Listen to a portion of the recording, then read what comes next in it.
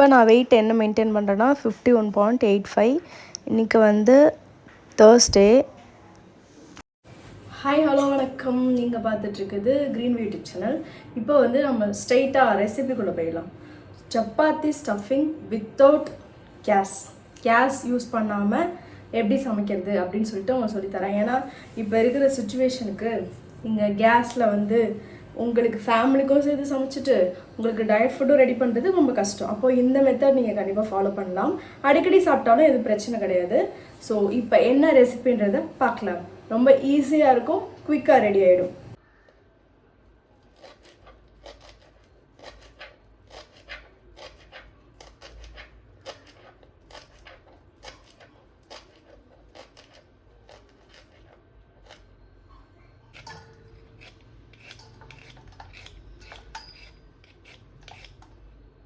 Cabbage வந்து டயட்டுக்கு ரொம்ப நல்லது. ஸோ அது வந்து நல்லா நீள நீளமாக கட் பண்ணி வச்சுருக்கேன்.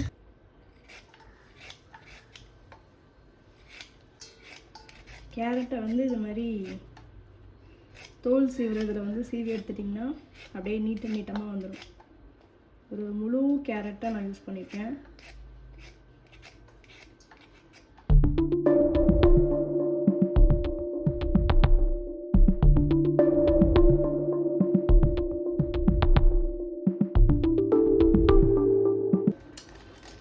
எல்லா வெஜ்ஜஸுமே சேர்க்குறேன்.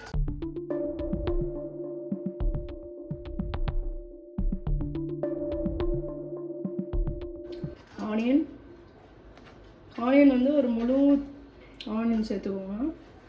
நல்லா பொடிசாக கட் பண்ணி போட்டுக்கோங்க. இதில் வந்து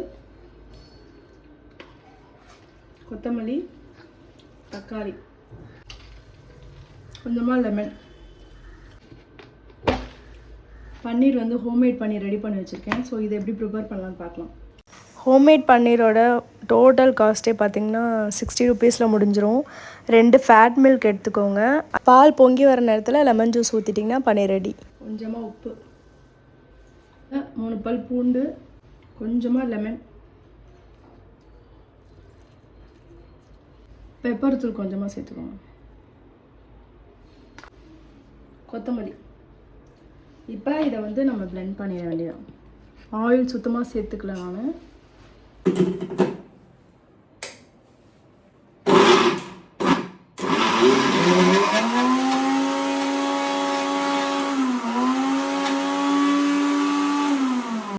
இந்த அளவுக்கு கொரகொரப்பானோன்னா இதில் கொஞ்சமாக பால் ஆட் பண்ணிக்கலாம்.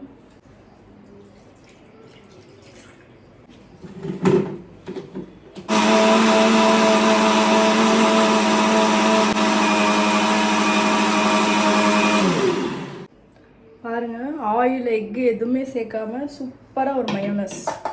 இதோட டேஸ்ட் வந்து ரொம்ப சூப்பராக இருக்கும்.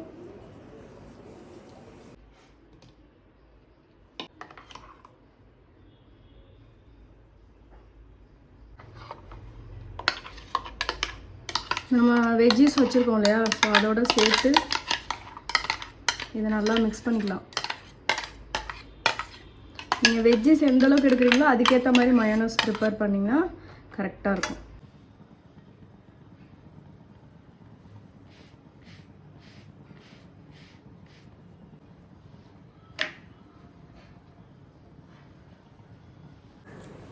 இதை வந்து அப்படியே இதில் போட்டுருங்க. ஃபுல்லாக வச்சுருங்க. டக்குன்னு சப்பாத்தி ரெடி ஆகிடும். அதுக்காக தான்.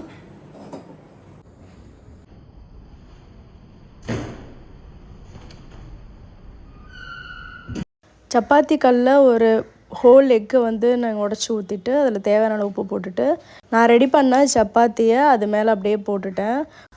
பேஸ் ரெடி ஆகிடுச்சு. அதில் நீங்கள் ரெடி பண்ணியிருக்க வெஜ்ஜீஸை வச்சு சாப்பிட வேண்டியது. வித்தவுட் ஆயிலிங் வந்து ஒரு ஃபுட்டு நம்ம எடுத்துக்கிறது வந்து பெரிய விஷயம் இந்த டைமில். அதுவும் வித்தவுட் கேஸ்ன்றப்போ சூப்பர் தான். சப்பாத்தி மேக் பண்ணுற டைம் மட்டும் தான். அதுவும் நம்ம வந்து ஃப்ளூக்கா டைப்பில் செஞ்சிட்டோம்னா அதுவும் ஈஸி தான். இப்போ வந்து நான் டேஸ்ட் எப்படி இருக்குன்னு டேஸ்ட் பண்ணி பார்க்குறேன். ஃபஸ்ட்டு இது பாதியை கட் பண்ணிக்கலாம்.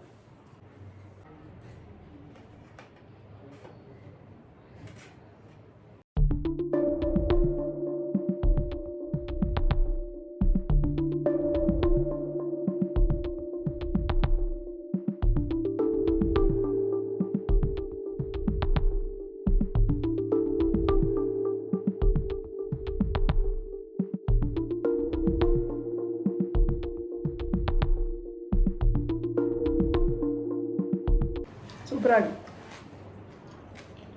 ஆயிலே இல்லாமல் சாப்பிட்றோன்ற ஒரு சாட்டிஸ்ஃபேக்ஷன் இருக்கு.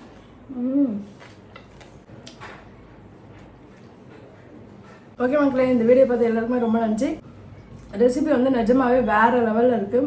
இப்போ ரீசெண்டாக ட்ரை பண்ணிவிட்டு உங்களுக்கு ஷேர் பண்ணலாம்னு நினச்சேன். தேங்க்யூ ஃபார் வாட்சிங். இந்த வீடியோ பார்த்து எல்லாருக்குமே ரொம்ப நன்றி. அடுத்து ஒரு சூப்பரான வீடியோவில் பார்க்கலாம். அது வரையும் நான் உங்கள் சுஜிதா. டாடா.